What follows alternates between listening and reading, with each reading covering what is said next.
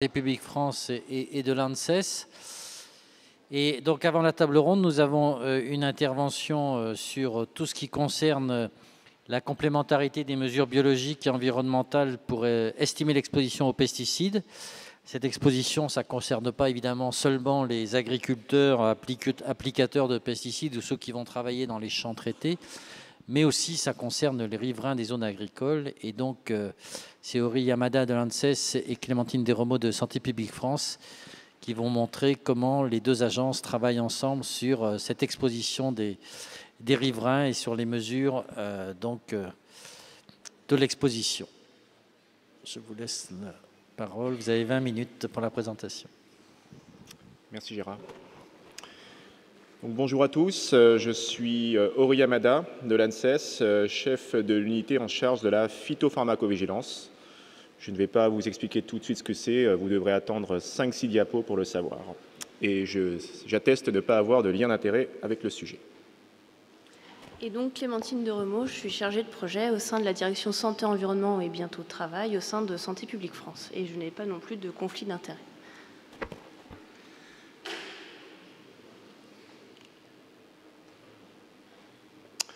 Voilà. Alors, donc en effet, le sujet de cette intervention porte sur l'exposition aux pesticides des riverains. Voilà les 3 mots-clés. Et donc illustrer à quel point nos deux agences collaborent sur ce sujet. Et donc dans la première partie, je vais plutôt raconter, un peu répondre à la question qui a été posée en introduction par Philippe Quesnel. Comment nous sommes-nous rencontrés sur ce sujet? Ça va être l'objet de cette première partie. Alors avant tout, je resitue un petit peu le sujet des pesticides avec quelques chiffres clés. Alors il en existe beaucoup des chiffres clés autour des pesticides, en voici quelques-uns.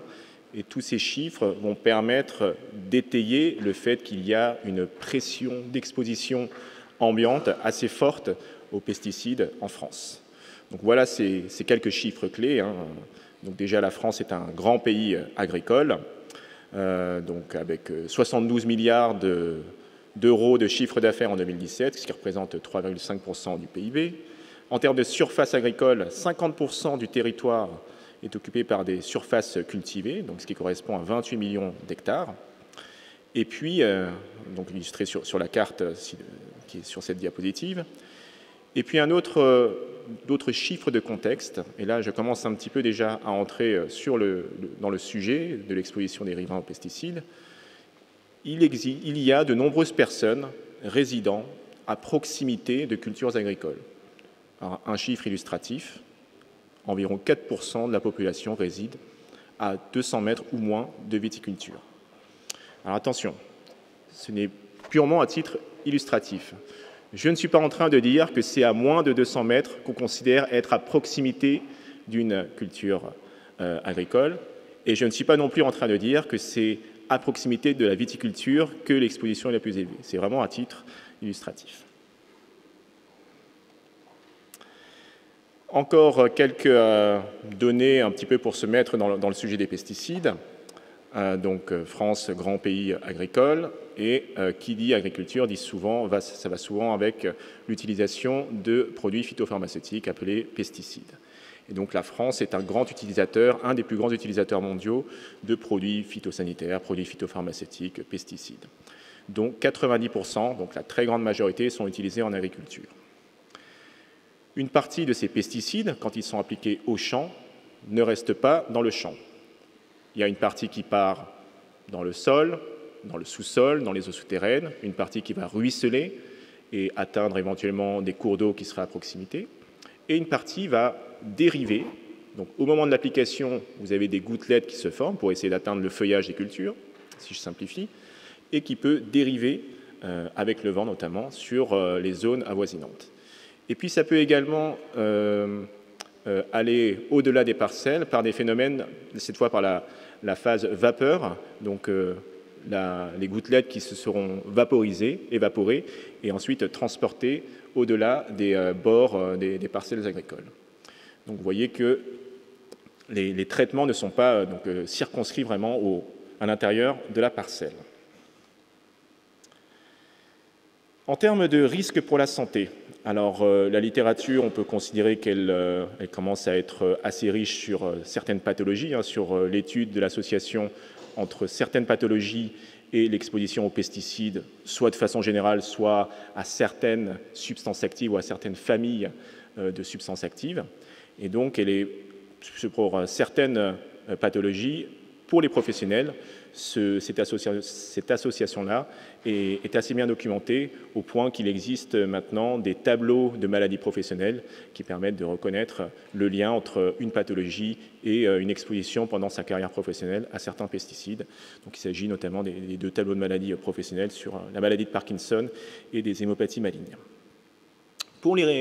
Chez les riverains, la littérature est un peu moins franche, c'est-à-dire qu'elle est déjà, plus rare, et 2, elle est moins conclusive. Alors, voilà, les résultats sont généralement, les associations sont faibles et parfois des résultats contradictoires, c'est ce qui est noté sur cette diapositive. Et donc, les associations les plus fortes qui ressortent concernent un petit peu les mêmes types de pathologies qu'en milieu professionnel, c'est-à-dire le neurodéveloppement, des cancers pédiatriques, des cancers de l'adulte et maladies de Parkinson. Donc voilà, pesticides, France, grand pays agricole, les pesticides, on en utilise beaucoup en France et certains d'entre eux peuvent entraîner des effets sur la santé. Alors, qu'en est-il des riverains ?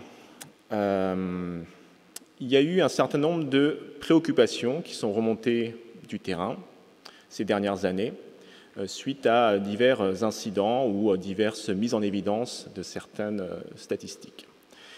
Donc il y a eu tout d'abord une série des intoxications aiguës dans la commune de Villeneuve-de-Blay en 2014, dans un premier temps, qui est remonté via un dispositif de signalement. Puis, mise en évidence, cet épisode-là a fait peut-être un peu plus de bruit, d'un agrégat de cancer pédiatrique en zone viticole, cette fois dans la commune de Prégnac. Et donc, cela a entraîné globalement, et ce n'était pas le début de la mobilisation, mais en tout cas, ça a renforcé, une forte mobilisation locale et puis une forte couverture médiatique de ce risque présenté par la proximité entre les zones d'habitation et les parcelles cultivées, en particulier viticoles. Et donc, au point que l'ANSES a reçu un courrier de l'Association des médecins sur les pesticides, l'AMLP, en 2015, qui nous alertait sur cette situation. Donc, je le disais, ce sont quelques événements un peu symboliques, mais il y a également tout un contexte de fond où des plaintes arrivent, sans dire continuellement, en tout cas sur un rythme assez soutenu auprès des différentes autorités sanitaires, quelles qu'elles soient. Un autre élément de contexte aussi qui mérite d'être indiqué, c'est que, vous savez, pour ceux d'entre vous qui travaillent dans les ARS, qu'actuellement il y a un travail qui est en cours sur l'élaboration de chartes pour encadrer, ou du moins encadrer un petit peu l'utilisation des produits phytopharmaceutiques en lien avec l'exposition des riverains. Donc c'est un élément de contexte assez important à avoir en tête. Alors, si j'en viens à cette question, comment nous sommes-nous rencontrés, Santé publique France et ANSES? Finalement, cette rencontre s'est faite dans le cadre de la phytopharmacovigilance, et donc, comme promis, je vais vous expliquer ce que c'est. La phytopharmacovigilance, c'est la surveillance des effets indésirables liés à l'utilisation des produits phytopharmaceutiques. Donc c'est un système de pharmacovigilance, comme il en existe un pour les médicaments, sauf que là, il concerne les produits phytopharmaceutiques. Le principe de ce réseau est de s'appuyer sur des partenaires qui collectent déjà des données. En l'occurrence, sur les données de biosurveillance, les données d'imprégnation des populations, notre partenaire était Santé publique France. Donc, dans ce cadre-là de la mission de phytopharmacovigilance, il y avait déjà eu des rencontres entre nos deux établissements sur cette mission de phytopharmacovigilance. Donc, je rappelle ici les grandes missions de la phytopharmacovigilance, collecter, analyser les données, faire émerger des signaux et puis restituer ces signaux interprétés.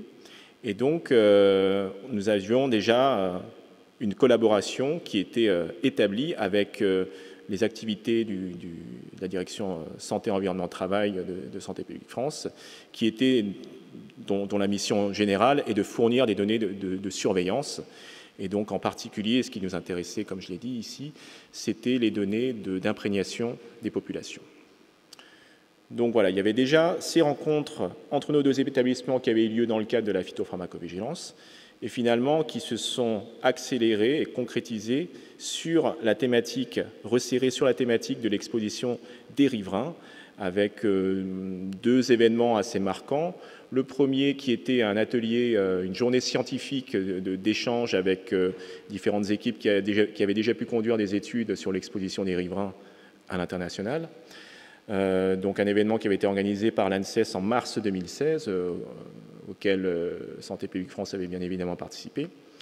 Et puis, un autre événement fondateur fut la lettre, une saisine qui a été adressée par le ministère chargé de la Santé à l'attention de Santé publique France pour étudier les liens entre exposition aux pesticides et survenue de cancers en zones agricoles.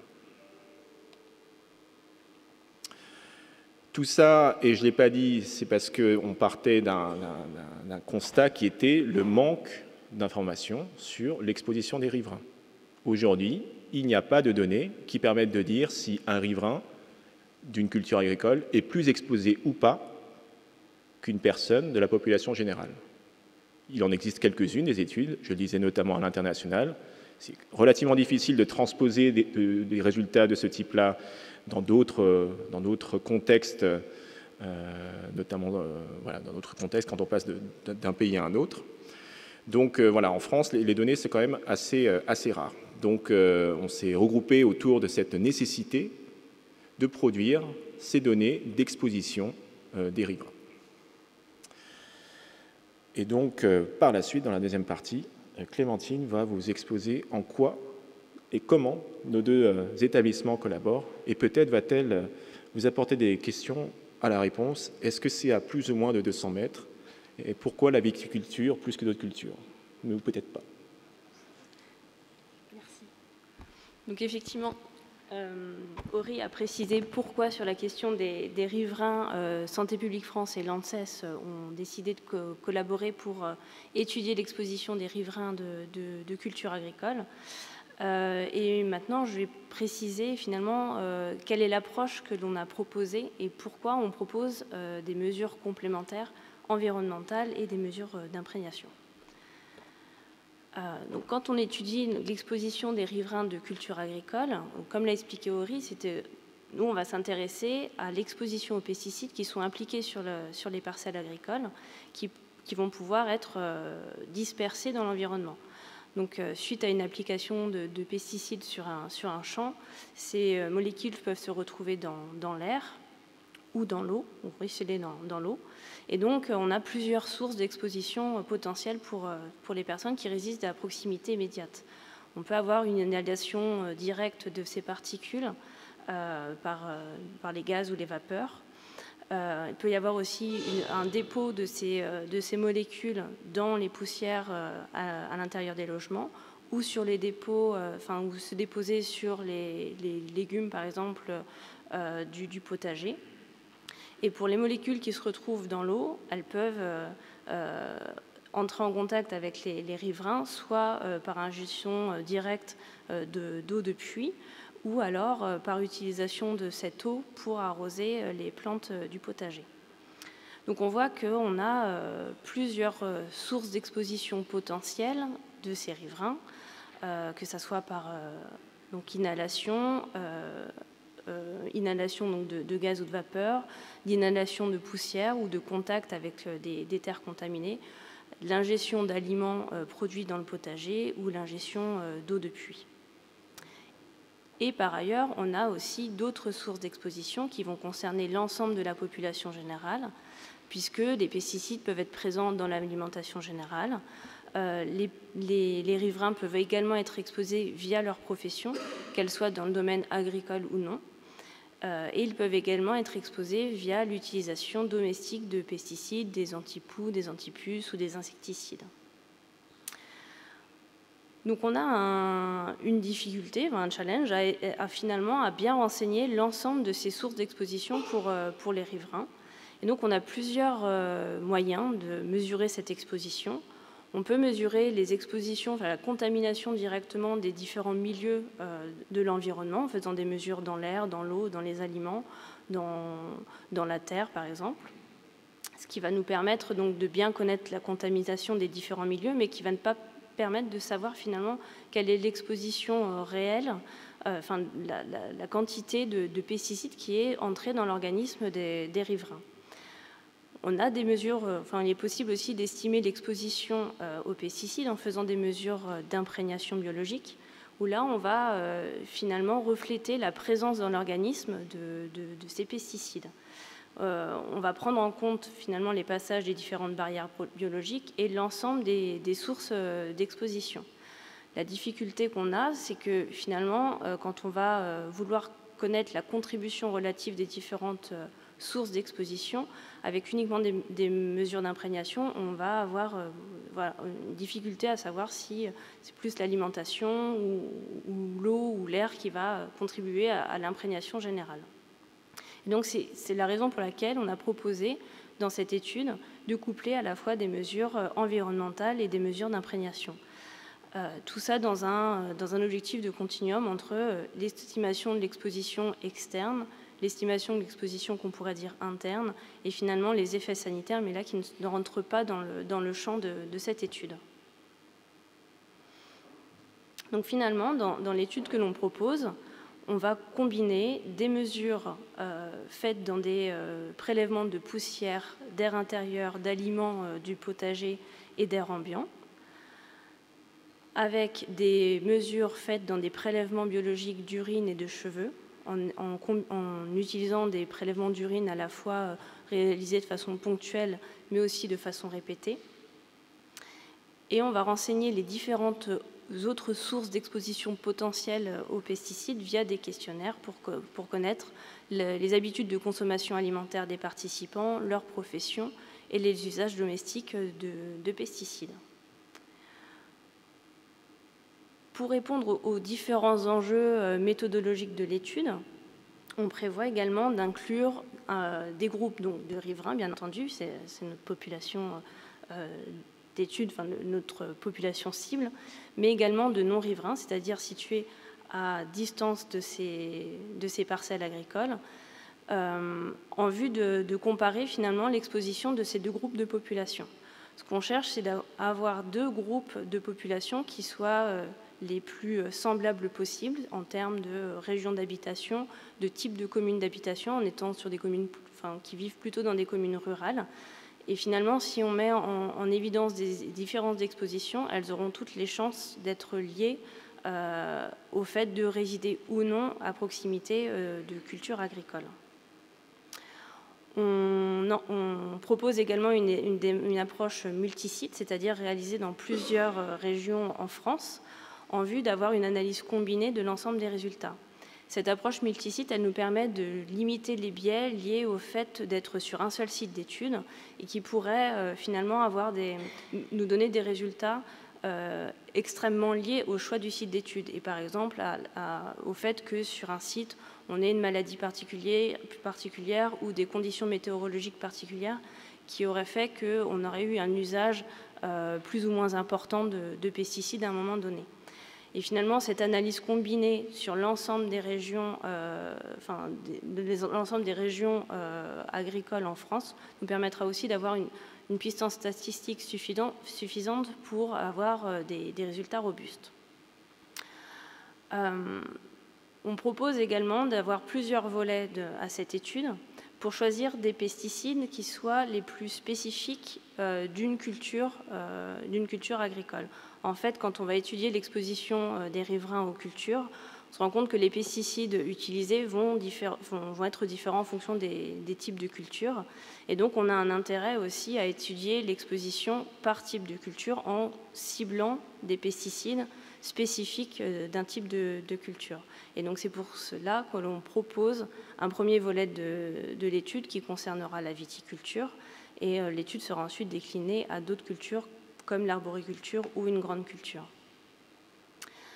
Et l'on prévoit également une estimation de l'exposition à différents moments, à différentes périodes de l'année, pour connaître l'évolution saisonnière de l'exposition chez les personnes qui vivent à proximité des cultures agricoles.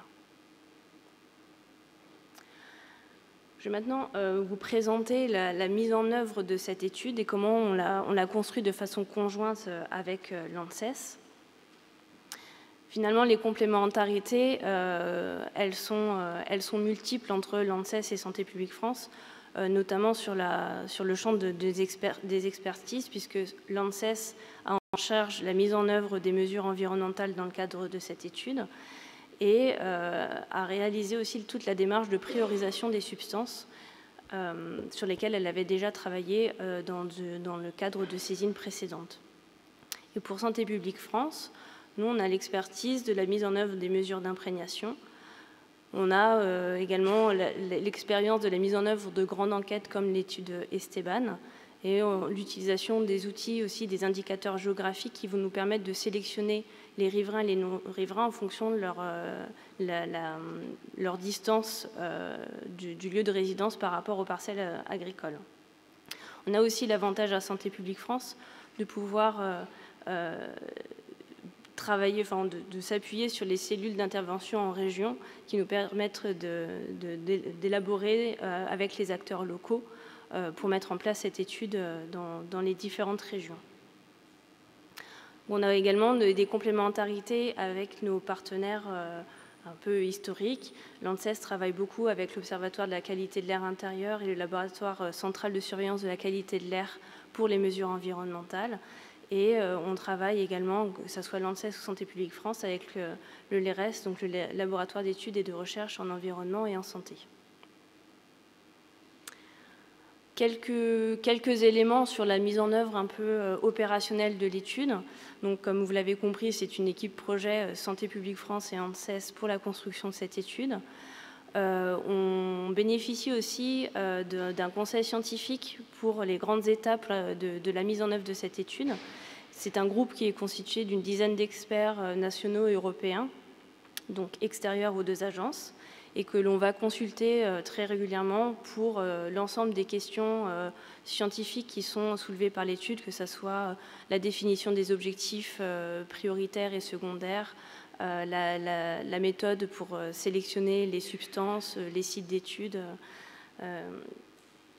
en fait l'ensemble des questions que l'on soulève lors de l'écriture du protocole de l'étude.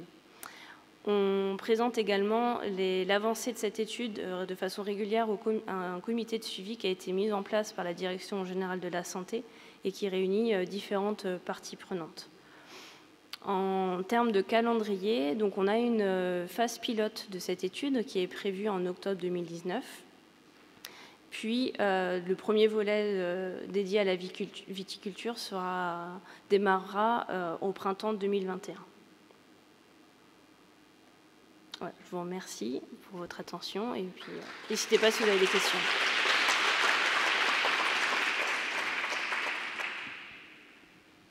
Merci Clémentine et Henri pour cette présentation d'un projet qui va amener, je l'espère, de nombreux résultats et qui seront, je pense, une brique à l'exposome tel que ça nous a été présenté ce matin de manière assez complexe. Est-ce qu'il y a des questions relatives à cet exposé ?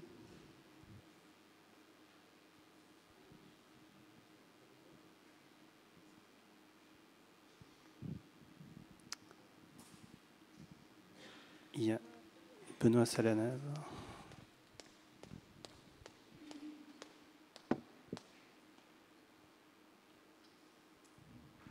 Bonjour, Benoît Salanave, Santé publique France. Vous avez parlé de zones exposées, non exposées, enfin, je ne sais pas si le terme est juste, mais de zones d'études spécifiques qui seront comparées à d'autres. Comment vous allez faire pour choisir vos zones agricoles? J'imagine que les pesticides sont utilisés quasiment dans tous les milieux ruraux. Ça sera forcément des zones rurales? Alors, effectivement, c'est vrai que Henri, en plus, a parlé du critère distance. Donc, là, spécifiquement là, pour le volet viticulture, donc on considère les zones d'inclusion des riverains à partir de leur distance, de la distance du lieu d'habitation par rapport aux parcelles viticoles. Et à l'heure actuelle, on considère une distance d'exposition jusqu'à 1250 mètres. On considère des personnes comme riveraines de viticulture dès lors qu'elles vivent jusqu'à 1250 mètres d'une parcelle viticole. Et pour les non-riverains, on va sélectionner des foyers à plus de 5 km de parcelles viticoles. Et on va s'assurer que dans l'ensemble de ces sites, on ait une présence relativement faible d'autres cultures qui pourraient du coup également faire l'objet de traitements par les pesticides et potentiellement des pesticides identiques à ceux que l'on mesure pour la viticulture.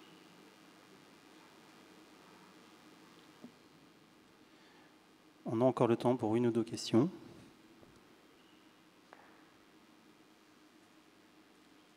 Je crois que l'intérêt entre cette présentation et la précédente sur le volet santé-travail, c'est qu'on voit que nos deux agences interviennent à la fois sur des situations chaudes, d'alerte, mais aussi en études populationnelles, puisque je pense que c'est quelque chose qui vous a apparu clairement, la nécessité de combiner ces différentes approches, à la fois sur des situations qui relèvent plutôt de l'alerte, et ce qu'on peut appeler aussi également des clusters, ou des cas groupés de certaines pathologies, dont on a du mal à déterminer l'étiologie, et également pour comprendre les impacts en population, des études en population générale, donc qui sont bien sûr des études de longue durée, en lien spécifique avec des facteurs de risque environnementaux, et ici la question des pesticides.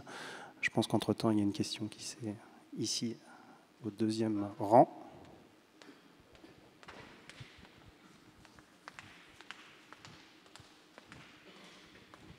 Merci. Katia Baumgartner de France Nature Environnement. En fait, avec la question précédente, il m'en est venu une qui, je ne sais pas si elle est très... vis-à-vis du choix des populations et des distances, un certain nombre de personnes riveraines de ces zones de viticulture ou d'agriculture ultérieurement sur le prochain volet sont peut-être pas exposés en permanence puisque vis-à-vis des activités professionnelles, ils se déplacent en fonction des lieux de travail. Et comment vous allez prendre en compte la durée, la présence, parce que l'épandage ou les heures, alors il y a des heures en plus où on va plutôt traiter que d'autres en fonction de plein de paramètres. Voilà, moi ça m'a interrogé là-dessus justement pour cette durée d'exposition, cette quantité d'exposition et comment vous allez prendre en compte ça vis-à-vis des personnes qui sortent des zones d'exposition pour aller travailler toute la journée, qui partent très tôt le matin, qui rentrent très tard le soir par exemple. Alors effectivement, on va prendre en compte en fait ce qu'on appelle le budget espace-temps des participants. Donc ce qu'il est prévu, c'est que donc on fasse des mesures en période d'épandage, donc c'est-à-dire plutôt le printemps, les mois de mai, juin, juillet, avec des mesures qui seront faites de façon répétée, un suivi en fait répété pour les participants. Donc c'est un peu l'objet de cette phase pilote. On veut tester un suivi sur 1 ou 2 semaines, voir ce qui fonctionne. Et donc on aura des prélèvements d'urine faits tous les jours pendant 1 semaine ou pendant 2 semaines, et un prélèvement de poussière dans les logements également pendant 1 ou 2 semaines. Et donc pendant cette période de suivi, on va demander aux participants d'indiquer les périodes pendant lesquelles ils étaient chez eux ou sur leur lieu de travail ou à l'extérieur, mais dans leur commune, enfin différentes questions pendant toute cette période de suivi.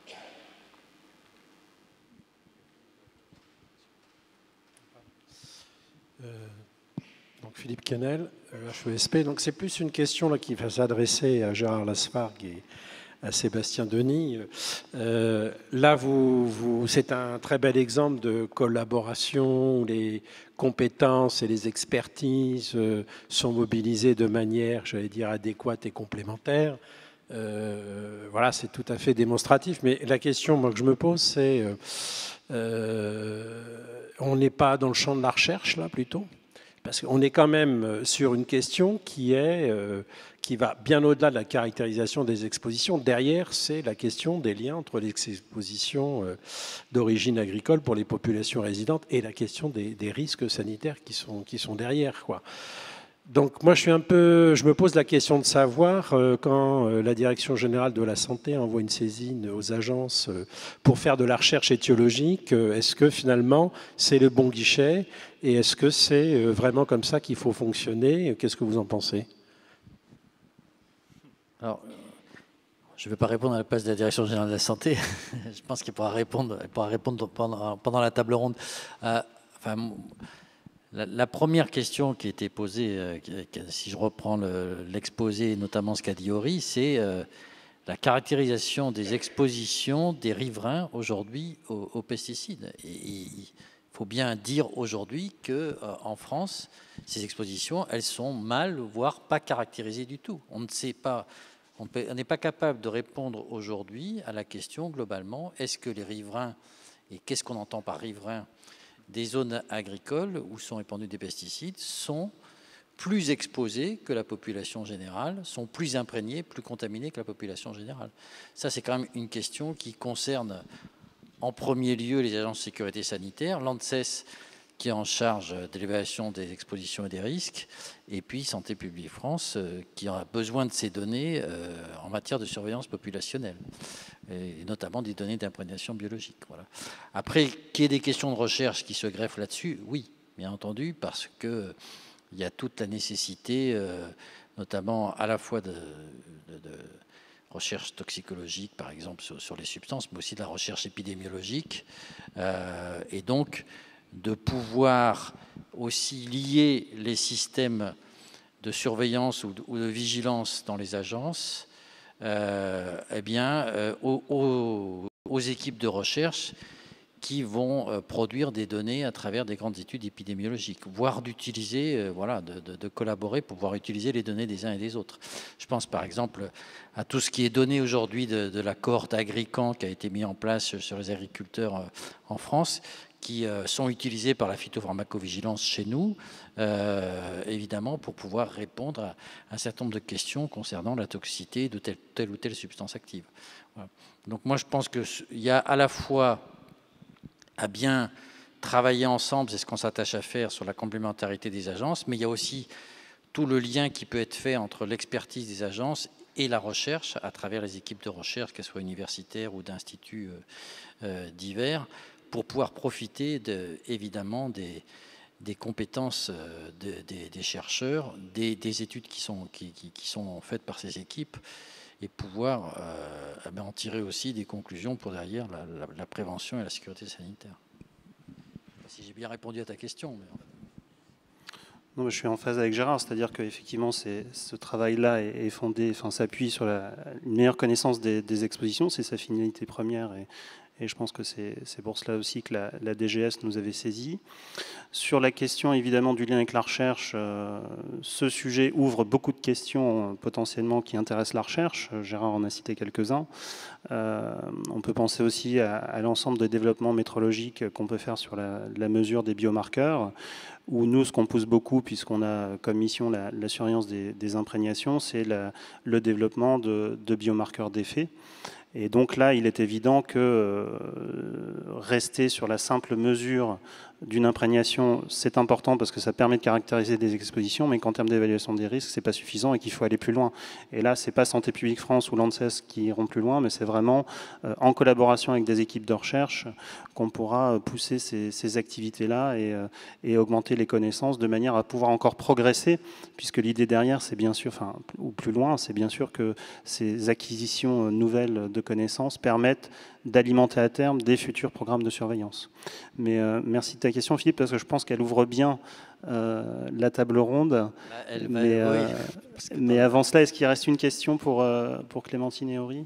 Oui, monsieur.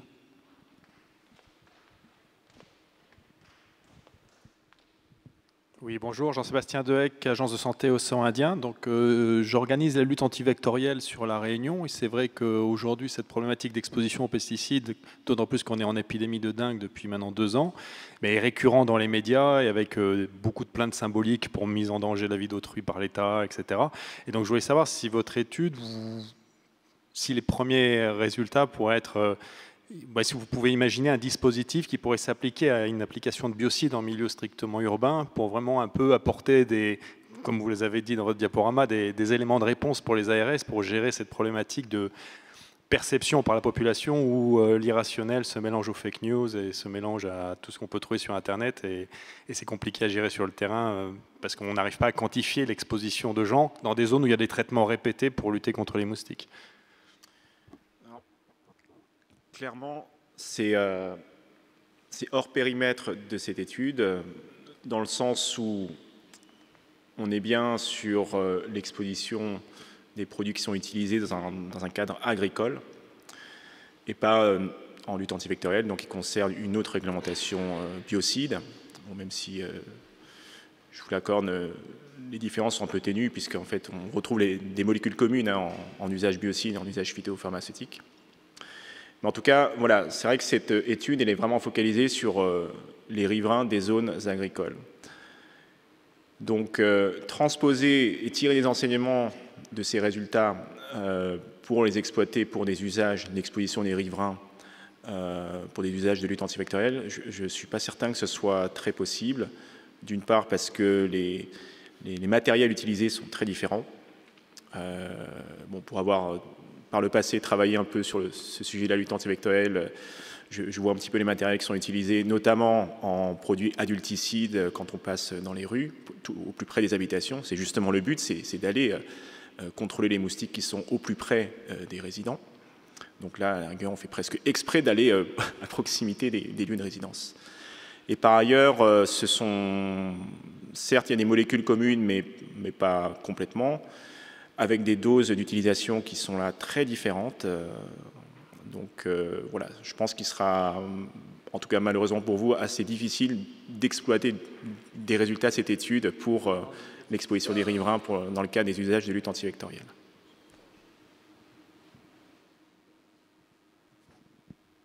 Peut-être en complément, effectivement, je pense qu'il est important de peut-être dimensionner des études spécifiques sur votre problématique hein, qui renvoie aussi à la question des travailleurs, finalement, qui sont impliqués dans cette lutte antivectorielle et qui n'est pas spécifique que de l'océan Indien. Donc ça pourrait être une question intéressante, effectivement, à regarder sous l'angle avec une entrée santé des travailleurs, sans occulter, bien sûr, les préoccupations des populations. Mais je serais preneur de discussion derrière.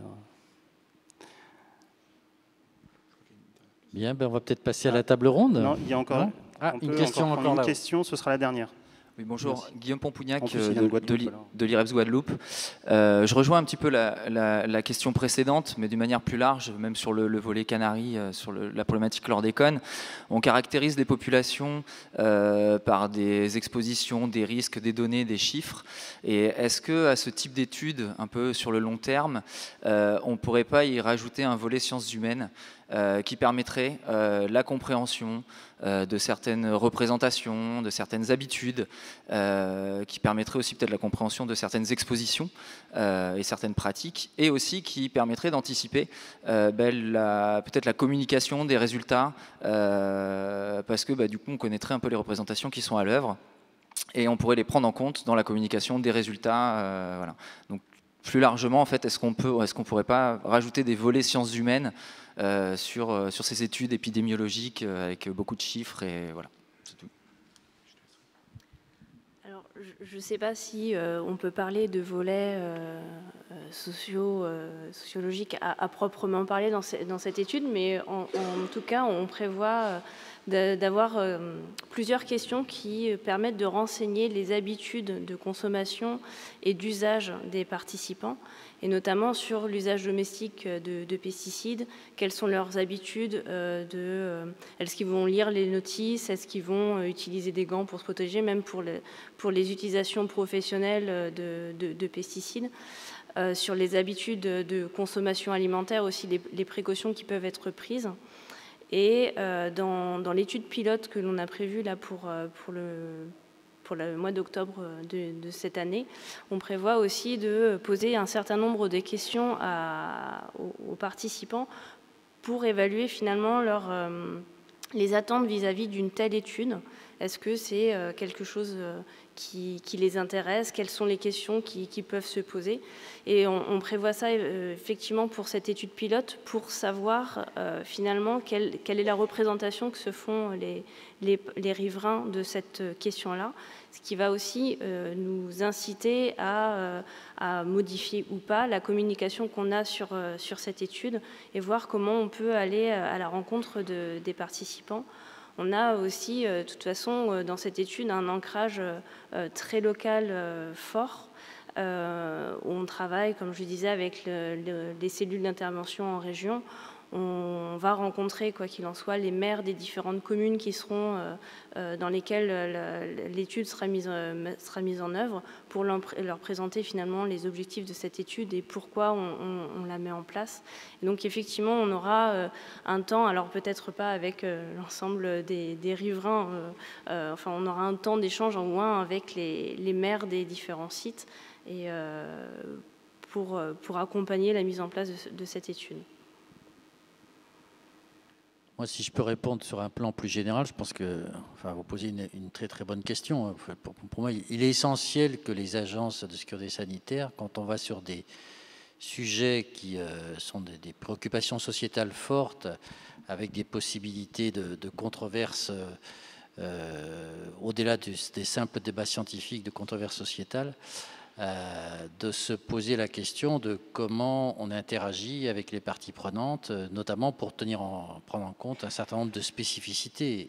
Et on voit très bien que dans tout ce qui est département outre-mer, que ce soit la Réunion, que ce soit les Antilles, il y a des spécificités qui est importante à prendre en compte, et pas seulement sur la problématique de la perception des risques, mais les populations locales ont aussi à apporter sur les données qui peuvent être utiles aux expertises, aux évaluations de risque ou à la surveillance, dans leurs connaissances qu'ils peuvent avoir sur les pratiques, sur les comportements, sur les expositions même. Et donc, aujourd'hui, en tout cas, à l'ANSES, et je pense que c'est aussi le cas pour Santé publique France, aujourd'hui, sur des travaux de ce type, aujourd'hui, on se pose la question, il est important de se la poser sur comment, dès le début, quand la question est posée, interagir de façon la plus optimale possible avec les parties prenantes. Et ce n'est pas seulement, comme on disait tout à l'heure, une question de communication à la fin des résultats.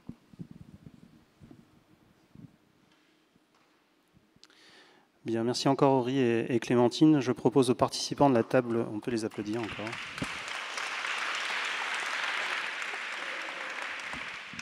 Donc, nous allons appeler les différentes personnes à la table ronde. Vous pouvez nous rejoindre. Donc, il y a Caroline Paul de la Direction générale de la santé, Katia Baumgartner, France Nature Environnement, Muriel Andrieux-Semel de la RS PACA, Lise Fechner de la DGPR, ministère de la Transition écologique, et Philippe Quesnel du LIRES.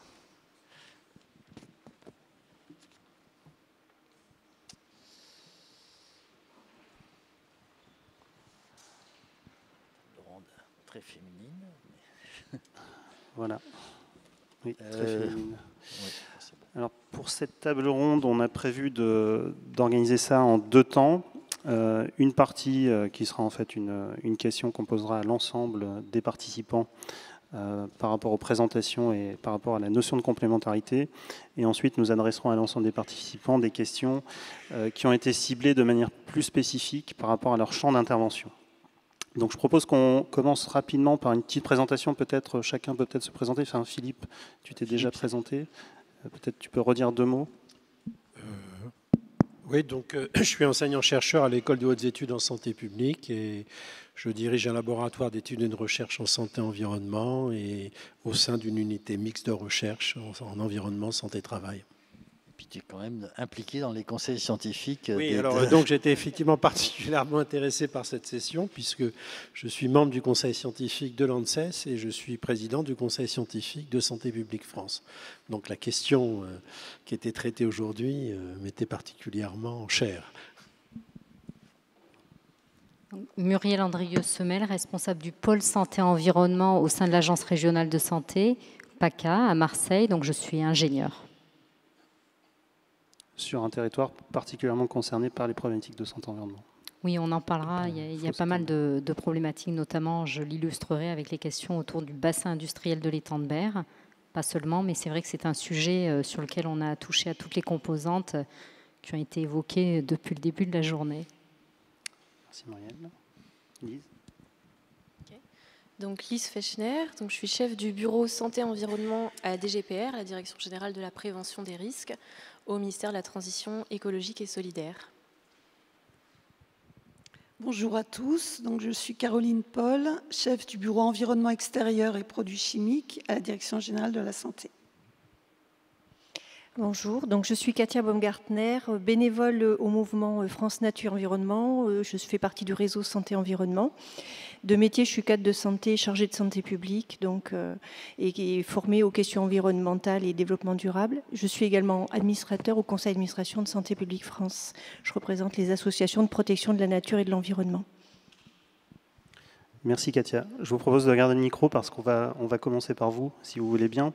Donc la première question qu'on voulait vous poser à tous, c'est au vu de ce qui vous a été présenté cet après-midi, est-ce que la répartition des missions entre les deux agences vous paraît suffisamment claire et efficace, et est-ce que l'on peut parler d'une vraie complémentarité? Donc si chacun peut répondre à cela. Alors donc je vais ouvrir le bal. Effectivement, quand on nous a posé cette question pour préparer cette table ronde, j'ai essayé de me placer du point de vue de la société civile que je représente et de ce que mes collègues me font remonter régulièrement dans les réunions de travail ou les colloques dans lesquels on participe. Et effectivement, on pourrait dire qu'il y avait un manque de visibilité ou de lisibilité sur ces missions, avec l'impression de superposition et peut-être des zones très... Enfin, c'était flou, voilà, hein, clairement.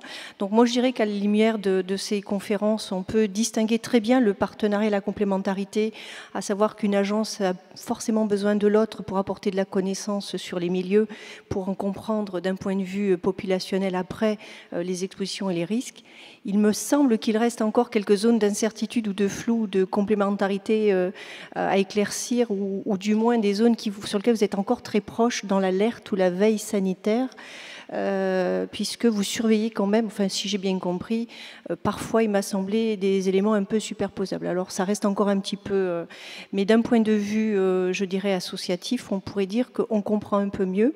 Donc la demande que je pourrais formuler, c'est apporter cette visibilité, cette lisibilité à l'extérieur, au niveau du grand public, de façon simple, mais pas simpliste, hein, attention, éclairer ne veut pas dire rendre les choses trop simples, de façon à pouvoir justement qu'il y ait une meilleure compréhension du grand public dans vos rôles et vos complémentarités. Après, effectivement, sur les activités que vous avez évoquées, si je pouvais peut-être rajouter quelque chose, alors ça c'est très ONG environnementale, c'est que d'abord nous on se félicite quand même de savoir qu'il y a une agence sanitaire qui s'occupe de la santé animale et des végétaux. Donc c'est quand même bien qu'on le souligne, même si c'est parce que c'est quand même en lien avec l'exposition environnementale aussi. Et au niveau des expositions des travailleurs, on ne peut que se féliciter de la réunification de la direction santé-environnement au niveau de Santé publique France, parce qu'on l'a vu aujourd'hui dans les exposés, ça n'est pas indissociable au niveau de la santé des travailleurs et des expositions. Donc voilà, c'était si on pouvait, voilà, nous on trouve que les rôles sont quand même assez complémentaires. Ce serait difficile, mais il y a quand même encore quelques zones de fongibilité là qui ne nous semblent pas toujours très claires. Merci. Caroline. Bon, d'abord, je voudrais vous remercier d'avoir organisé ces journées, parce que je pense que c'est vraiment un sujet intéressant. 15 ans après, globalement, la montée en puissance, enfin, on a pu observer une montée en puissance des agences en termes de compétences, en termes d'expertise et même en termes de recherche portée, enfin, à travers des programmes de recherche. Donc, c'est intéressant vraiment de faire ce point. Et du coup, ça nous ouvre des réflexions pour l'avenir aussi. Et ce qu'on peut constater, c'est que le travail qui a été fait la dernière année là, sur justement cette disons, mise à plat des compétences respectives de ANSES, Oui, de ANSES et SPF, c'est très bien, mais qu'on aura à le faire aussi avec d'autres agences. Je vois que, par exemple, on a eu des sujets en ce moment à traiter entre ANSES et ANSM.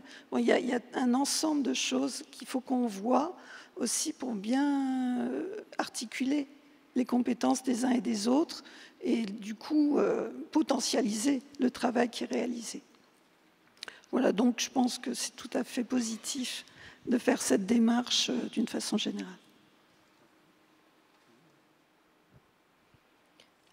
Alors, ce que je pourrais dire pour compléter les propos de ma collègue du ministère de la Santé, c'est que le sujet, effectivement, nous paraît tout à fait pertinent à traiter. Il a d'ailleurs été abordé lors des rencontres nationales santé-environnement à Bordeaux au mois de janvier dernier, où il y a eu une présentation par le directeur général de Santé publique France, François Bourdillon, et le directeur général de l'ANSES, Roger Genet, sur ce sujet, qui ont donc présenté dans le cadre d'une présentation destinée au grand public et aux collectivités, qui était la cible principale de ces rencontres, les compétences complémentaires des deux agences. Ce que j'avais pensé rappeler, alors je n'ai pas assisté au début des rencontres, je n'étais pas là ce matin, donc j'espère que ça ne va pas être trop redondant, c'est que sur la thématique santé-environnement, on est sur un domaine, si on peut appeler ça comme ça, qui est quand même relativement récent. On peut dire qu'il y a une prise de conscience à la fois par les pouvoirs publics et par la population assez récente des impacts sur la santé humaine, des atteintes causées à l'environnement. Et on est donc dans un domaine où il y a énormément d'incertitudes scientifiques, où il y a aussi une émergence de problématiques nouvelles. Donc on parle de risques émergents, de contaminants émergents, et des attentes sociétales qui sont très fortes. Donc ça a aussi été un peu évoqué dans le cadre des discussions. Alors même que les scientifiques n'ont pas forcément à disposition les données pour complètement objectiver, en tout cas à pas de temps court, puisque la recherche se fait sur des pas de temps assez longs, les risques et les impacts. Donc on est sur des sujets où on a besoin d'agences sanitaires qui permettent d'objectiver ces risques, qui permettent d'apporter une expertise scientifique indépendante et qui soit reconnue comme légitime par la population. Donc on a deux agences. Je ne vais pas paraphraser tout ce qui a été dit. Il me semble que tous les exemples, toutes les illustrations qui ont été données montraient bien la complémentarité des missions, avec l'ANSES qui va être plus sur la partie substance, milieu, évaluation des risques en environnement, alimentation, travail, et puis Santé publique France plutôt sur l'aspect santé humaine, population, épidémiologie, surveillance de l'état de santé et des populations. Donc il me paraît assez évident que les deux approches sont complémentaires. Et finalement, au niveau des ministères, dans bien des cas, dans bien des dossiers, on va travailler avec les deux agences en complémentarité. J'avais pensé citer le cas du site internet sur les produits chimiques, donc qui correspond à une des actions phares du plan national de santé publique, donc un site internet sur les produits chimiques à destination du grand public, accompagné d'une campagne de communication. Donc c'est une mission qui a été confiée à Santé publique France de par son expertise, ses compétences en information de la population. Donc ça c'est plutôt la partie INPES de Santé publique France. Et donc ce site internet se construit actuellement en collaboration avec l'ANSES qui apporte sur le volet scientifique une relecture et un appui sur l'élaboration des contenus grand public. Donc ça me paraissait être un exemple intéressant pour compléter tout ce qui a pu être évoqué cet après-midi. Merci, on va demander à une ARS sur la complémentarité et la clarté. Alors c'est vrai que nous, côté agence régionale de santé, pour les agents santé-environnement qui travaillent directement au contact des problématiques santé environnementale de terrain, je pense qu'il n'y a pas trop de difficultés à justement saisir les différentes compétences des deux agences et leur complémentarité. Sur le dossier donc, qui nous a beaucoup occupé ces derniers temps, d'un bassin industriel de vie sur lequel on a vraiment une poussée citoyenne liée aux risques environnementaux et professionnels d'ailleurs qui se cumulent sur ces zones et à la prise de conscience et la maturité finalement des acteurs locaux dans la compréhension de l'impact que peut avoir l'environnement sur leur santé, sans même qu'il soit complètement documenté. On a pu se rendre compte de la puissance quelque part que peut avoir un appui conjoint des deux agences, finalement, que ce soit l'ANSES ou Santé publique France, au moment du discours avec les parties prenantes et de la confortation, finalement, de la connaissance institutionnelle, puisqu'aujourd'hui, il y a un vrai débat sur la connaissance.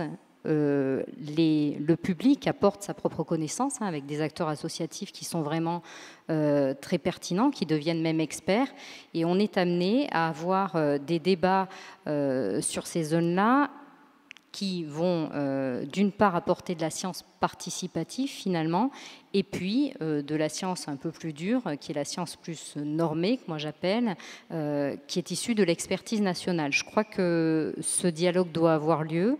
Nous, on a pu voir sur ces zones-là l'importance d'avoir plusieurs approches combinées. Philippe Quesnel parlait notamment de l'évaluation quantitative des risques sanitaires. Ça nous a permis d'approcher les polluants les plus impactants sur ces zones, sur ces bassins industriels, de revenir vers les industriels et de réduire les émissions. Je me souviens très bien qu'à l'époque, on avait fait partie des premières agences à saisir à la fois le ministère et puis par voie de conséquence l'ANSES pour examiner et réactualiser les valeurs toxicologiques de référence sur un des polluants qui était majeur, qui est le 1,2-dichloroéthane, et qui ressort d'ailleurs encore aujourd'hui. Donc, on a eu besoin de l'ANSES, et heureusement que l'ANSES a été là pour peser dans la balance au niveau national et puis par rapport à son envergure d'échanges internationaux, et réaffirmer la qualité de ces valeurs toxicologiques de référence de façon à ce qu'on puisse conduire correctement ces évaluations de risques sanitaires.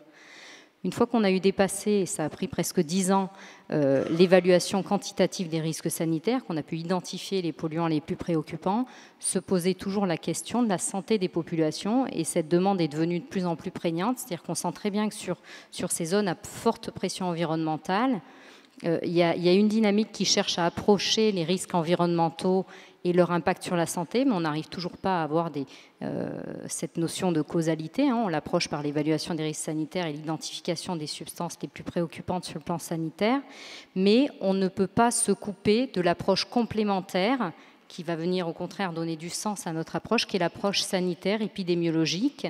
Et là, il y a vraiment un changement de posture depuis que l'on travaille en mode, je dirais, en mode agence régionale de santé, avec cet apport de la surveillance de la population et également l'apport de la prise en charge. Donc, on voit bien que dans l'action combinée des agences régionales de santé pour répondre aux besoins des territoires, sur ces territoires fortement impactés par les pressions environnementales, l'appui conjoint au regard chacune de leurs compétences des deux agences est indispensable pour que l'on puisse rétablir un dialogue local et que, quelque part, on ne soit pas complètement débordé par une contestation légitime, parce qu'il n'y a pas de réponse institutionnelle.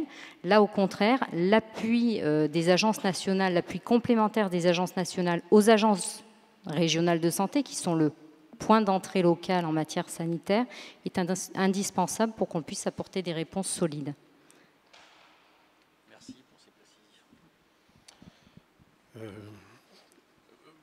Alors concernant la complémentarité, moi je ne peux que rejoindre ce qui a été dit. Je mesure le chemin parcouru pratiquement en 20 ans, finalement, où de mémoire, initialement les agences devaient exister par elles-mêmes, trouver leur place, faire preuve de leurs compétences, de leur utilité aussi. Et donc il y a eu quand même toute une période d'observation, de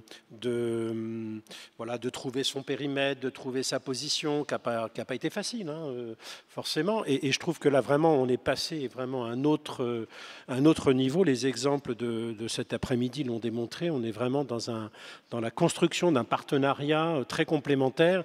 Alors, je rejoins ce qui a été dit tout à l'heure. Bon, en termes de lisibilité, il y a encore des petites lignes, il y a encore des petites marges de progrès, parce que voilà, il y a des subtilités où il faut être pleinement dans les agences pour vraiment les comprendre. Donc il y a encore probablement des améliorations, mais je trouve que là déjà, il y a un grand pas qui a été fait. À mon avis, ce qui reste encore à faire, c'est ce qui a été dit tout à l'heure, c'est aussi l'articulation avec les autres agences.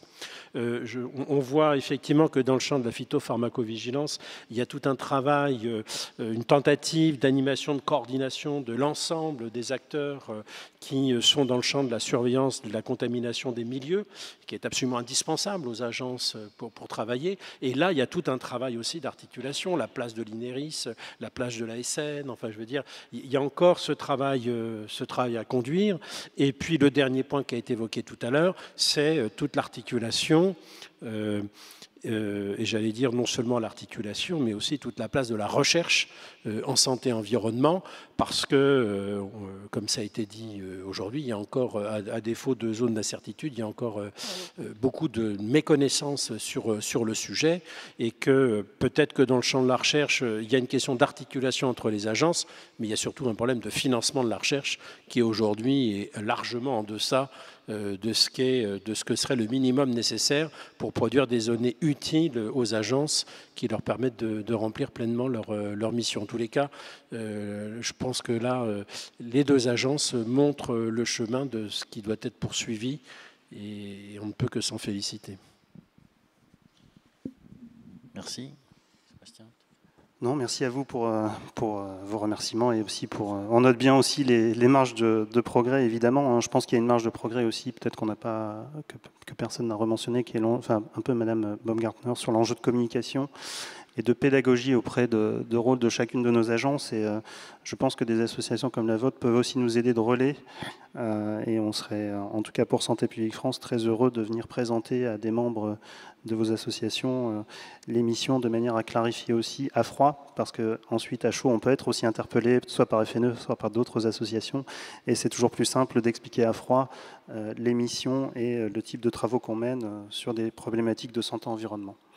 Alors Philippe Quesnel a abordé plusieurs fois la question, enfin a lancé une perche, bon, à la fois aux agences mais aussi à aux tutelles, puisqu'il a lancé la question du rôle des tutelles dans le pilotage de l'action interagence. Et comme on arrive aux questions spécifiques et qu'en premier lieu c'était les questions DGS, DGPR, il y avait une autre question prévue, mais j'ai envie déjà de vous poser cette question-là.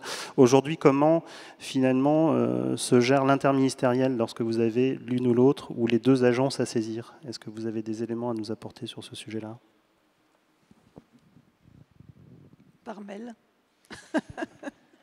Non, mais on se voit très très régulièrement. Ça dépend, c'est un peu par thématique, mais par exemple sur les questions chimie, polluants chimiques, vu la complexité aussi des réglementations qui a géré, le nombre de groupes de travail européens aussi auxquels on participe, mais là on est 4 ministères, voire 5 ministères impliqués, avec la DGCCRF, avec aussi le ministère de l'Industrie, et avec des positions à prendre au niveau du Premier ministre, donc en interministériel, avec le SGAE qui va trancher en quelque sorte quand il y a des dissensions entre les ministères. En fait, on est justement dans ce cadre-là, on est très, très cohérent entre le ministère du Travail, de la Santé et de l'Environnement. Donc, on forme un poids assez fort vis-à-vis du ministère de l'Industrie, et souvent avec la DGCCRF aussi, voire le ministère de l'Agriculture dans certains cas, avec des positions des fois un peu variables, mais c'est bon, on en discute et on tranche. Voilà, les processus sont bien rodés là-dessus. Et puis pour le reste, pour les questions qui se posent, qui sont les questions d'actualité, enfin maintenant je pense que, enfin personnellement, j'ai pris le réflexe quand il y a une question qui se pose à la DGS, de voir tout de suite avec mes collègues de l'environnement s'ils ont eu la même ou sous quelle forme. C'est indispensable parce que des fois on est surpris.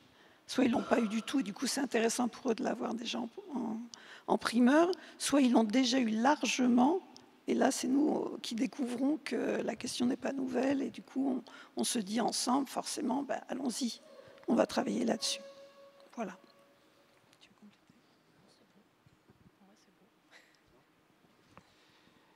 Et bon, du coup, je pose la question spécifique qui était prévue, c'est est-ce que vous avez des attentes et en termes de saisine des agences qui pourraient être des pistes d'amélioration, soit sur le champ d'intervention, soit sur la modalité de saisine, ou justement aussi de travail en termes de complémentarité des deux agences? Est-ce que vous avez des perspectives là à partager aujourd'hui? Alors, je ne sais pas si je vais avoir des éléments sur les modalités de saisine. Par contre, on avait du coup un peu réfléchi effectivement à la question. Et on pensait mentionner certaines thématiques, effectivement, qui nous paraissent être les thématiques sur lesquelles il va falloir travailler. Donc, je pense que ça a déjà été évoqué au cours des discussions précédentes. Il y a le concept One Health, donc une seule santé. Donc, on a deux agences, une agence qui est plutôt sur le volet santé publique et santé publique France, et une agence, l'ANSES, qui va être plus largement sur les volets santé-environnement. Et de plus en plus, on voit qu'il va falloir aller vers une intégration des sujets santé et des sujets environnement. Je vais donner un exemple, par exemple, sur les bases de données. Donc, il y a des bases de données sanitaires, il y a des bases de données sur les milieux, par exemple sur la qualité de l'eau, qualité de l'air. Et un des enjeux, ça va être de croiser, de mettre en commun, de trouver des corrélations. Donc, c'est des choses qui sont difficiles à faire et qui posent des questions d'interopérabilité des bases, qui impliquent plus largement, on l'a déjà dit tout à l'heure, les autres agences. Donc, je pense qu'on a cité l'INERIS, ça pourrait même être l'AFB sur la biodiversité, par exemple. Et donc, un des enjeux des années à venir, ça va être d'aller vers une réelle intégration des sujets santé et environnement pour faire vraiment, c'est pas pour dire qu'on n'en fait pas maintenant, mais pour faire vraiment de la santé-environnement. C'est aussi tout à fait en lien avec le concept d'exposome, donc je comprends qu'il a été largement évoqué ce matin, j'étais pas présente. Et juste pour dire que c'est aussi un concept qui a émergé de manière tout à fait centrale dans les discussions autour du plan national santé-environnement. Donc déjà, lors de l'élaboration du plan national santé-environnement numéro 3, c'était un concept qui était ressorti, mais on voit qu'il est compris par les scientifiques, mais il peine à être opérationnel, à avoir une réelle application, que ce soit dans le cadre du plan national ou autre. Là, dans le cadre des travaux d'élaboration du 4e plan national santé-environnement, qui sont en train d'être menés dans le cadre de groupes de travail qui mobilisent les différentes parties prenantes, on a donc cette notion d'exposome qui est ressortie de manière centrale. Donc One Health et exposome, je pense qu'on est sur ces sujets de multi-exposition, de santé et d'environnement. Alors voilà, ça reste assez macroscopique comme remarque, mais je pense que c'est peut-être autour de ces thématiques-là qu'il faudra travailler le lien et l'interaction entre les deux agences. J'aurais envie un peu de vous retourner la question, parce que nous, finalement, on a des procédures qui sont bien définies pour élaborer ces saisines, notamment avec l'ANSES, peut-être avec ASPF, je ne sais plus si on a vraiment un système écrit, un contrat où il y a un protocole. Voilà. Et donc, on essaie de le suivre pour faire en sorte qu'effectivement toutes les parties prenantes impliquées puissent bien être intégrées dès le départ dans la saisine et consultées, et qu'on n'oublie rien, aucune dimension. Souvent, la dimension travail, on n'y pense pas. Finalement, quand on soumet la saisine au ministère du Travail, il dit si, bien sûr, les travailleurs ici peuvent être exposés. Il faudrait qu'on creuse aussi cette question-là. Donc, on complète la saisine dans ce sens, et c'est très bien parce que ça favorise justement cette intégration santé-travail, santé publique, qui est essentielle, à mon avis, qui est dans le futur une chose qu'il va falloir renforcer encore. Donc, sur ce plan-là, je pense qu'on n'a pas de problème. Par contre, peut-être est-ce un peu lourd pour vous? Est-ce que vous sentez assez consulté aussi? Parce qu'on vous consulte aussi sur la rédaction de la saisine. Et c'est un point essentiel aussi pour qu'on se comprenne bien, en tout cas. Et on voit à quel point les mots ont une importance extrême. Les mots, les choix des mots dans ces saisines est très, très... Parce que quand il y a une confrontation avec les groupes d'experts, notamment, il y a beaucoup de questions, des fois, qui se posent. Je pense que pour l'ANSES, les processus sont assez clairs. Les processus d'interaction avec les tutelles aujourd'hui sont bien clarifiés. Il y a toujours la possibilité de discuter des termes d'une saisine et des questions.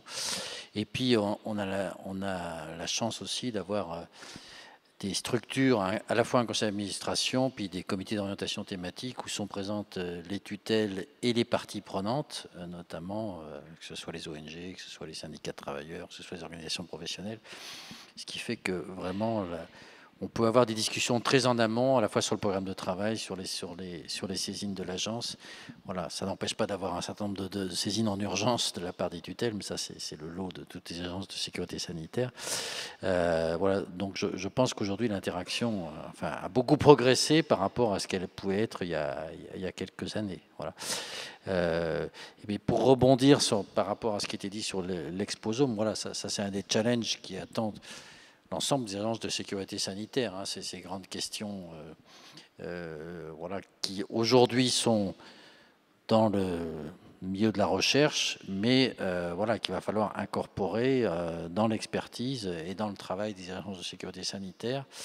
Et donc, ça fait le lien avec la question que vous voulez poser à Philippe Quesnel, qui était pour lui, quels seraient les futurs grands enjeux de santé, environnement, travail, sur lesquels les deux agences, Santé publique France, ANSES, doivent se préparer à faire face aujourd'hui.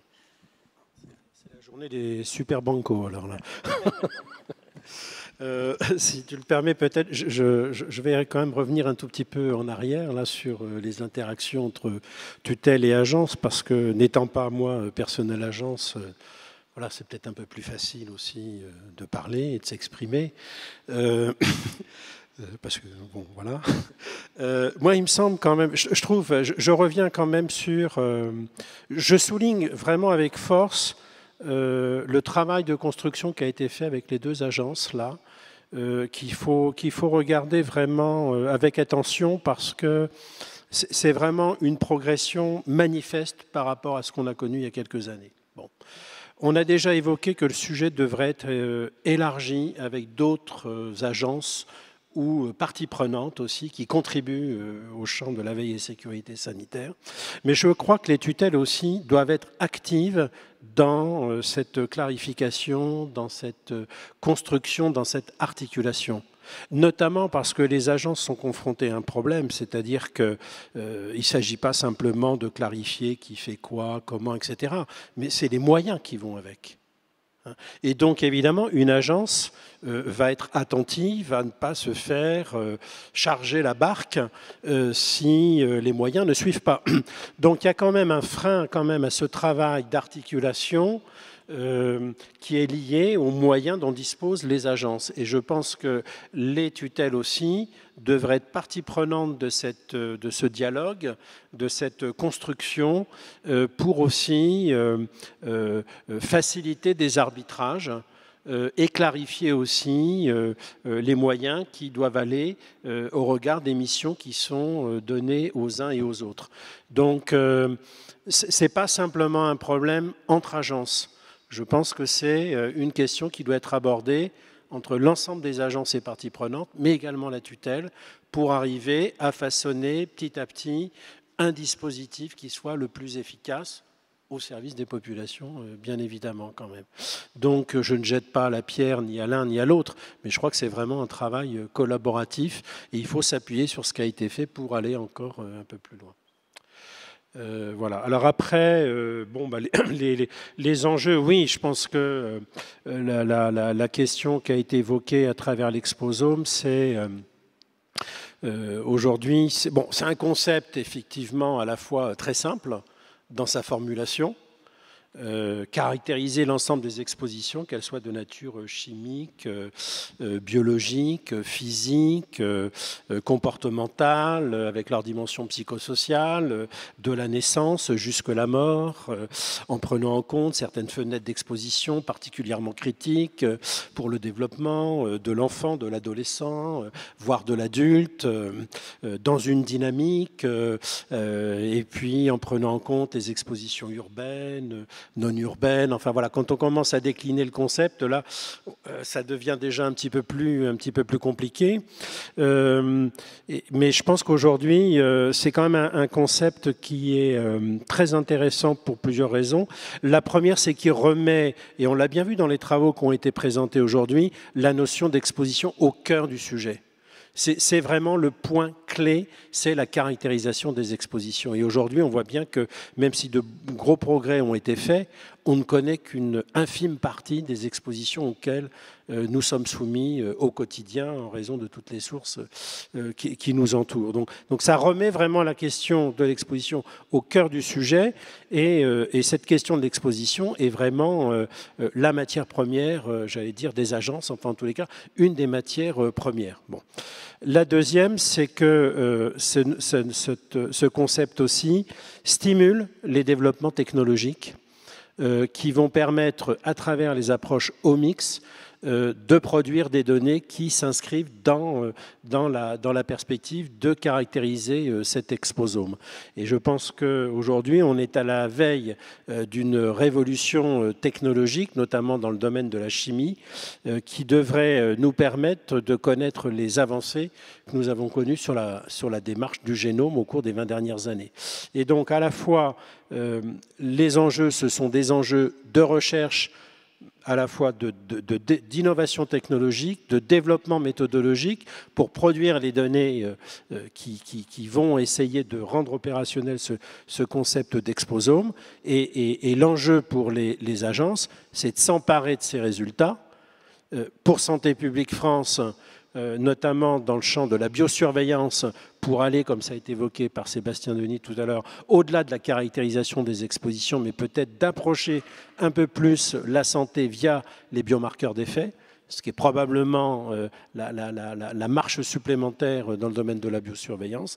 Et pour l'ANSES, c'est comment rendre opérationnel dans ses activités d'expertise l'utilisation de ce concept, notamment pour, mais pas que, intégrer les questions d'exposition cumulée, agrégée, qui vont permettre non plus de répondre substance par substance ou activité par activité, mais pour avoir une vision beaucoup plus large. Et je pense que c'est quand même probablement ce concept qui va guider ou qui va orienter dans les années à venir la santé environnementale au sens large du terme, quoi. Merci. Et moi, j'avais peut-être un petit complément. Comment tu vois le rôle des agences par rapport à d'autres grands enjeux environnementaux? Je pense par exemple à la question du changement climatique ou à des questions de ce type aujourd'hui, quoi. Où la question n'est pas directement posée aux agences à travers les questions de saisine, mais on essaie de s'en préoccuper, évidemment, quand on a des saisines qui peuvent toucher à ça. Oui, je pense que cette question du changement climatique, c'est une question, effectivement, qui a été assez centrale au sein du Conseil scientifique de Santé publique France. Lorsqu'il s'est agi d'analyser la programmation de l'agence dans le champ de la santé environnementale. Et il est certain qu'aujourd'hui, on ne peut pas penser les questions de santé-environnement sans les mettre dans la perspective du changement climatique, à la fois dans la dimension de l'évaluation des conséquences, mais également dans la préparation à l'adaptation au changement climatique, parce que voilà, c'est une urgence de santé publique aujourd'hui à laquelle il faut que l'on fasse face. Alors, autant pour Santé publique France, qui, en intégrant l'INPES, a intégré toute cette dimension prévention, promotion de la santé. C'est une évidence que le changement climatique doit être, j'allais dire, une activité un peu transversale d'ailleurs de l'agence, parce que ça mobilise les maladies chroniques, les maladies transmissibles, la santé environnementale, la prévention, la promotion, l'éducation en santé, etc. Pour l'ANSES, je pense qu'il faut peut-être le voir aussi sous l'angle des conséquences environnementales peut-être, mais là je n'ai pas les idées très claires par contre, je n'irai pas trop loin. C'est une question à bien réfléchir avec notre conseil scientifique. Peut-être si je peux juste... finalement cette question d'exposome et cette question de changement climatique, et peut-être encore plus le changement climatique, sont des questions aussi de prospective, et donc je te remercie d'avoir évoqué la question des postes qui, à Gérard et à moi, on l'avait sur le bout de la langue, mais on n'osait pas le dire, mais enfin des moyens. Parce que comment dans une agence aujourd'hui, avec les moyens qu'on connaît, la question c'est, face au contexte actuel en termes de ressources, comment dégager du temps pour faire cette prospective de manière à intégrer des enjeux qui font que finalement on est dans des systèmes qui évoluent. L'exposome, c'est une grande évolution, ça a été dit d'un point de vue conceptuel, d'un point de vue recherche, mais du coup nous, comment on s'approprie ça tout en continuant à répondre à l'ensemble des questions qui nous sont posées et qui doivent nous permettre d'assurer nos missions au quotidien.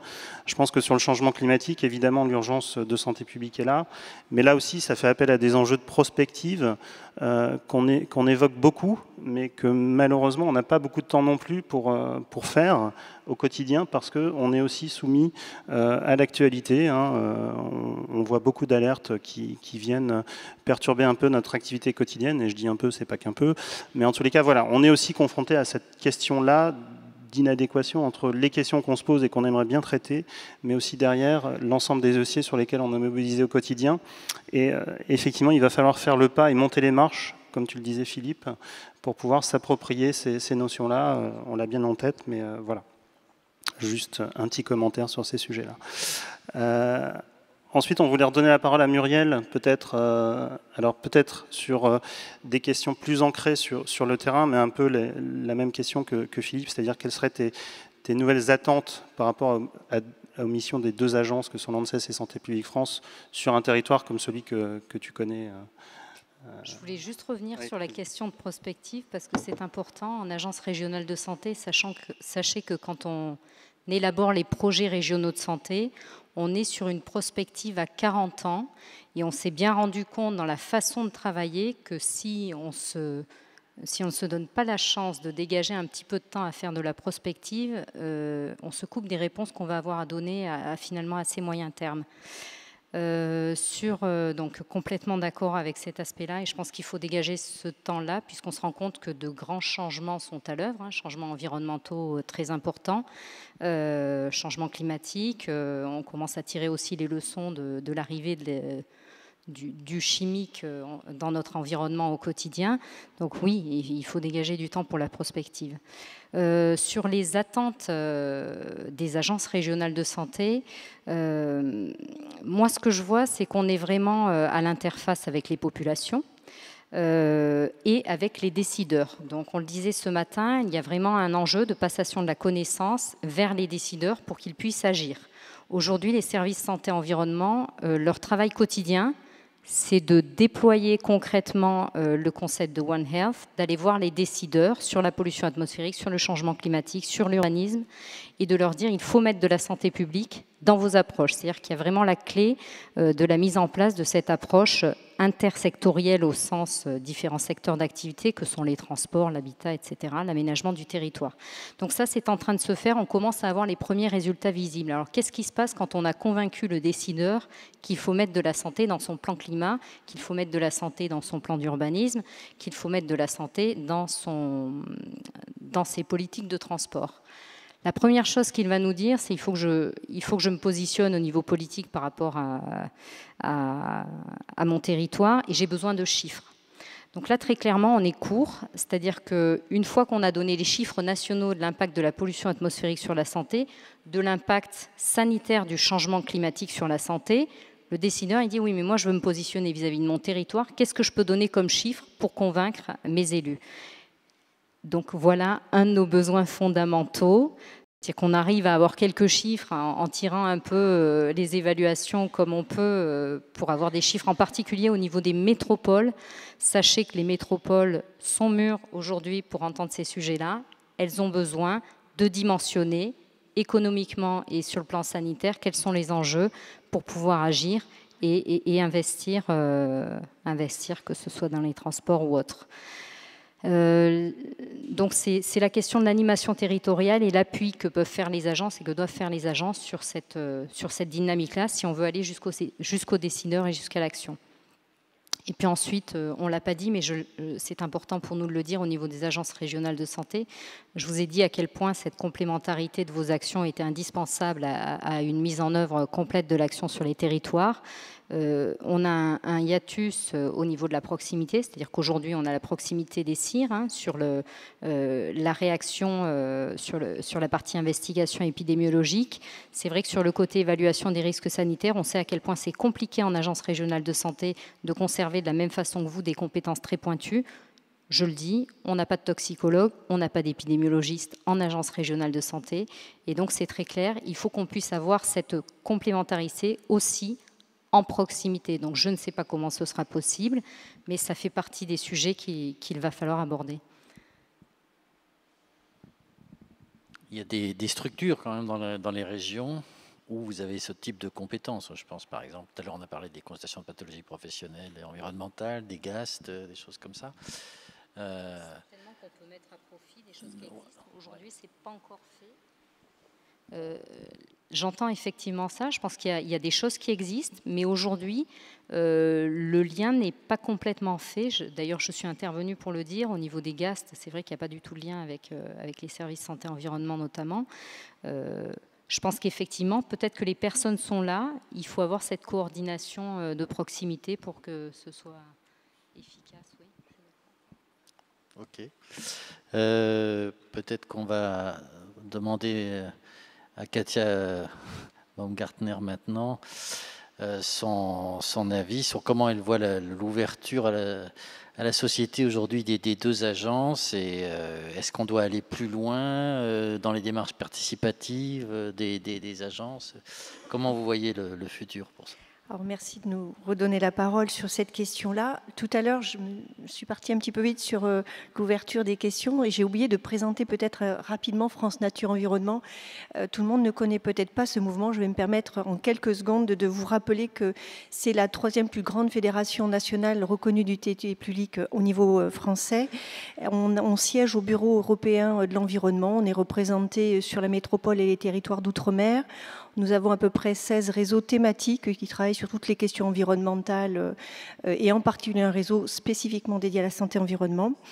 C'est plus de 3500 associations affiliées, au-delà des fédérations régionales et nationales qui sont aussi affiliées chez nous. 850 000 bénévoles, c'est important de le préciser parce qu'on a quelques salariés, mais c'est aussi un mouvement énormément bénévole, donc du territoire, avec donc toutes les sensibilités qui sont représentées. Et ça aussi, c'est intéressant en termes de voix que nous portons.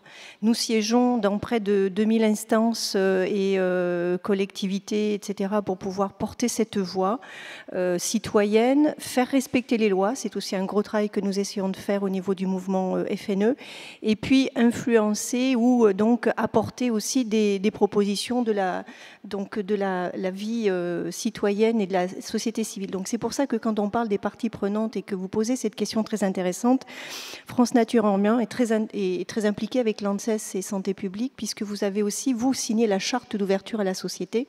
Et c'est vrai que la démarche participative et citoyenne se développe de plus en plus. Alors, c'est intéressant comme démarche, bien évidemment, je ne vais pas dire le contraire. Par contre, ce qui me paraît intéressant de souligner dans cette démarche, c'est que ça apporte de la transparence. Ça permet aussi de rassurer un peu plus le public sur un certain nombre de désinformation, de représentation qu'il pourrait exister parfois sur « on nous cache quelque chose ». Donc le fait de faire participer de plus en plus le citoyen dans un certain nombre de comités et d'instances, ça c'est très intéressant. Au-delà d'apporter les voix locales et les expertises que nous pouvons avoir, nous aussi, et puis surtout des fois des solutions très concrètes. On l'a vu, on aborde en santé-environnement des sujets d'une grande sensibilité. Qui touche d'un point de vue humain, ça a été rappelé tout à l'heure, et ça permet aussi de désamorcer parfois, pas toujours, parce qu'il y a quand même quelques emballements médiatiques, on l'observe de temps en temps, mais ça permet aussi des fois d'aborder un peu plus, avec plus de sérénité, et plus de clarté, de visibilité les choses, et ça permet aussi aux citoyens et aux associations partenaires de comprendre parfois aussi, et ça c'est important que vous communiquiez là-dessus, les difficultés que vous rencontrez. C'est facile, nous, quand on ne sait pas un certain nombre de choses, de dire pourquoi ils n'ont pas fait ci, pourquoi ils n'ont pas fait ça, ils n'ont pas encore fait ci, ils n'ont pas encore fait ça. Je parle un peu simplement, mais je l'illustre comme ça pour que ce soit très clair. Et c'est vrai que quand on peut expliciter ce qui sont les freins que vous pouvez rencontrer, les difficultés à mener certaines études épidémiologiques, ça peut aussi aider à comprendre et à faire comprendre à des citoyens pourquoi les choses ne vont pas aussi vite que ce que nous, on pourrait penser. Alors moi je suis sensibilisée à ça, mais il y en a beaucoup qui ne le sont pas. Donc c'est intéressant donc d'impliquer les parties prenantes dans vos comités. Maintenant donc on regagne en confiance et en transparence, c'est très bien. Est-ce qu'on peut faire mieux? Est-ce qu'on peut faire plus? Est-ce que ça suffit? Je vous dirais simplement qu'on peut encore faire un peu mieux. Mais faire un peu mieux, ou un peu plus sans doute, pas simplement pour faire de l'affichage. Ça aussi, c'est un risque à vouloir faire beaucoup de participatif. On fait un peu d'affichage. Il faut aussi prendre en compte réellement les remontées du territoire. Vous l'avez dit, au niveau de l'ARS, on a une connaissance participative qui se crée et qui vient en appui et en complémentarité, nous aussi, des connaissances d'experts Et le regard du novice, parfois, permet de réinterroger l'expertise et d'apporter un autre regard qui peut sortir de certains dogmes. Donc c'est ça la participation. Ça se co-construit, ça se décide pas, bien évidemment. Donc on a vraiment une co-construction à faire. Moi, je crois que c'est intéressant. La démarche, elle est vraiment lancée à ce niveau-là. Donc il faut vraiment que ça continue, mais il faut qu'on ait le sentiment, alors ça arrive parfois, que ce que l'on évoque en tant que partie prenante soit vraiment pris en compte, sinon ça crée un peu de démotivation ou de désengagement, ce qui serait dommage, ce serait un effet contraire à ce qui est attendu. Et que ça ne reste pas que de l'affichage. Il y a quelques instances où on est vraiment que consultatif et on est un peu dans l'affichage, donc j'attire un petit peu l'attention là-dessus. Les enjeux pour l'avenir du point de vue de la santé environnementale et puis des parties prenantes telles que vous l'avez évoqué. Alors peut-être toujours communiquer, vous allez me dire c'est facile à dire, mais c'est quand même un petit peu le nerf de la guerre. Alors on est dans une société un peu surprenante où tout le monde communique, tout le monde tweet, tout le monde fait plein de choses, et puis il y a des choses qui ne se connaissent pas, qui ne se savent pas. Et je sais, dans mes associations relais, au sein de notre fédération, il y a des territoires qui ne savent pas que les citoyens sont impliqués dans certains comités, même sensibles. Et donc ça, c'est intéressant de pouvoir je sais pas, sur vos sites internet, d'un peu plus le rendre lisible peut-être. Le Santé publique France, je crois que le comité d'orientation et de dialogue a une partie où les nodes sont affichées, je crois, enfin les nodes qu'ils produisent sur le site internet. L'ANSES, je ne suis pas certaine, alors que vous avez des comités de travail thématiques qui existent, et je suis pas sûre que ça soit visible. Il y a des rapports qui existent. Il y a des rapports, voilà, excusez-moi, alors je l'ai peut-être mal... Le site est en évolution permanente, toujours voilà, n'est pas forcément, tout n'est pas forcément toujours aussi visible qu'on le souhaiterait. Bon. Et puis, une autre remarque qu'on peut faire d'un point de vue de la société civile et des associations, c'est la démultiplication. Alors, c'est bien, on veut participer, on le revendique, mais c'est la démultiplication des groupes de travail. Nous sommes bénévoles. Chaque fois que j'interviens quelque part, moi je le fais sur mes congés, et c'est le cas de beaucoup de mes collègues associatifs. Alors il n'y a pas de problème, mais c'est qu'à un moment donné, on ne peut pas répondre à toute la demande. Alors ce serait fort dommage de ne pas être présent dans certains groupes de travail. Donc puisqu'on parlait de complémentarité ANSES et Santé publique France, puisqu'on parle de travailler plus en synergie, essayer sur certaines thématiques peut-être de les faire en commun, qu'on puisse faire d'une pierre deux coups, ce qui serait peut-être facilitant aussi pour nous. Ça, c'est une demande. Et puis après, j'alerte aussi, et je rejoins tout à fait Philippe Quesnel sur la problématique budgétaire. Je crois que j'en ai déjà parlé un petit peu ce matin. Nos attentes sont importantes au niveau de la société civile. Le mouvement France Nature Environnement a plutôt tendance à soutenir le travail des deux agences et d'y participer d'ailleurs, parce qu'on trouve que les plaidoyers, les écrits sont quand même très constructifs et plutôt de grande qualité. Enfin, je porte un jugement, je ne devrais peut-être pas, mais voilà, c'est vraiment ce qui ressort de nos partenaires quand on diffuse vos recommandations. Maintenant, bien sûr, on s'interroge. Est-ce que ce sera toujours possible si la prospective ne peut pas être maintenue parce qu'il y a des coupes budgétaires? On le sait, il y a eu des restrictions, M. Bourdillon l'a rappelé ce matin, en personnel très importantes au niveau de la réunification et la création de Santé publique France. On le sait que le nerf de la guerre, c'est l'argent, mais en même temps, si on n'a pas des hommes et des femmes derrière qui travaillent, qui réfléchissent, qui œuvrent pour mener toutes ces études et ces enquêtes, je ne vois pas trop comment on va pouvoir tenir les engagements et l'exigence légitime aussi de la société et de cette urgence qui a été évoquée aujourd'hui en termes d'urgence climatique, urgence environnementale, de plus en plus prégnante. On est dans une thématique transversale, donc aujourd'hui, certaines personnes découvrent la transversalité, le partenariat. On apprend à ne plus travailler en tuyau d'orgue. Moi, je trouve que ça, c'est plutôt bénéfique et c'est plutôt le bon sens qu'il faut suivre. Merci. Quelqu'un veut rajouter oui, peut-être oui, Caroline. Juste dire une chose aussi pour souligner effectivement cette implication des ONG et associations diverses, et que sans elles, on aurait vraiment beaucoup de mal à faire avancer, notamment certaines réglementations, parce que si les industriels ne voyaient pas en face des citoyens qui demandent plus de renforcement de sécurité et autres, ça serait difficile à négocier. Voilà. Oui, c'est important quand on connaît les enjeux aujourd'hui, notamment au niveau européen, où les enjeux réglementaires sont portés pour la plupart. Est-ce qu'il y a des questions ou des commentaires ou des interventions que quelqu'un souhaiterait faire dans la salle là?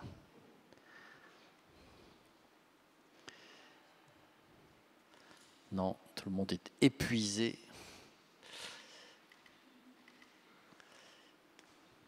Ah oui. Merci beaucoup pour vos interventions autour de cette discussion. J'interviens, c'est plus un commentaire. Donc, je suis membre du comité d'orientation et de dialogue de Santé publique France. Et ce que vous dites, madame, m'a touchée parce que je comprends, je suis professionnelle de santé, j'apprends énormément de choses sur vos fonctionnements à vous, les agences. Dans cette journée, je suis étonnée, donc j'imagine ce que les gens qui ne sont pas du tout dans la santé peuvent ignorer. Moi, j'ai toujours insisté sur la visibilité, parce que toute visibilité induit la transparence. Ce que vous avez dit, c'était très important pour le public. Et la crise de la vaccination, qui j'espère est derrière nous montre bien, on voit bien qu'il y a eu des fake news, il y a eu une perte de confiance, etc.